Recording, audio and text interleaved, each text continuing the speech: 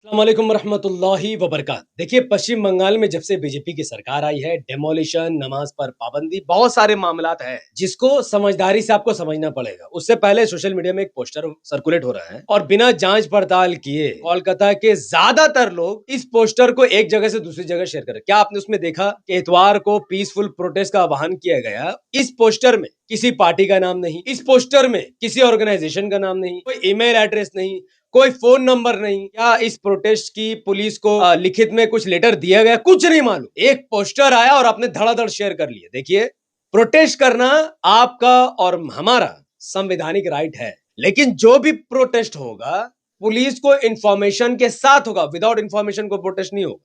इस चीज को ध्यान में रखिए। तो जब तक पुष्टि ना हो जाए कि प्रोटेस्ट कौन करवा रहा है, किसने ऑर्गेनाइज किया है, कौन पार्टी है, कौन क्या है, उससे पहले ऐसे प्रोटेस्ट में जाने से बचिए। ये मेरा पर्सनल मशवरा है। बाकी आपकी मर्जी, जिसको जाना है जाए भाई। हमें तो नहीं मालूम कि क्या साजिश है, क्या हमें नहीं मालूम, हम इसकी पुष्टि नहीं करते। जहां तक नमाज पढ़ने को लेकर, देखिए, शुभेंदु अधिकारी जी ने पश्चिम बंगाल में जी इसलिए कह रहा हूं क्योंकि वो पश्चिम बंगाल के सीएम है, सबको रिस्पेक्ट करना पड़ेगा। और जहां तक बात नमाज की है, तो उस बिल में साफ साफ लिखा है कि कोई भी धार्मिक काम, चाहे वो नमाज हो, पूजा पंडाल हो, रामनवमी की रैली हो, या फिर कोई और धर्म का कोई काम हो, रोड पर नहीं हो। अब इसके रिगार्डिंग इस चीज को चुनौती दी जा सकती है कोर्ट में, पीआईएल डालकर, और असेंबली में बहस की जा सकती है। अब एआईएमआईएम जिन सीटों पर चुनाव लड़ी वहां पर उनको हरा दिया गया।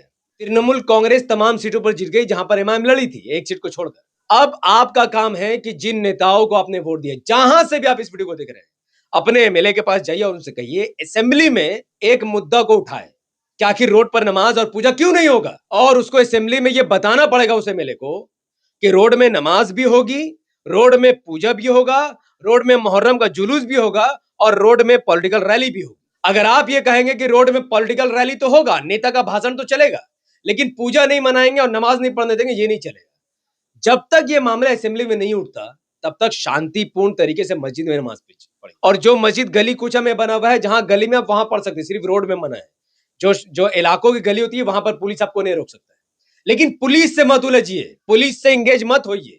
जो लोग आपको भड़का रहे हैं वो भाग जाएंगे जब पुलिस की लाठीचार्ज होगा और जब लोग पुलिस धड़ पकड़ करेगी, याद रखिए। और फिर बुलडोजर चलेगा अलग।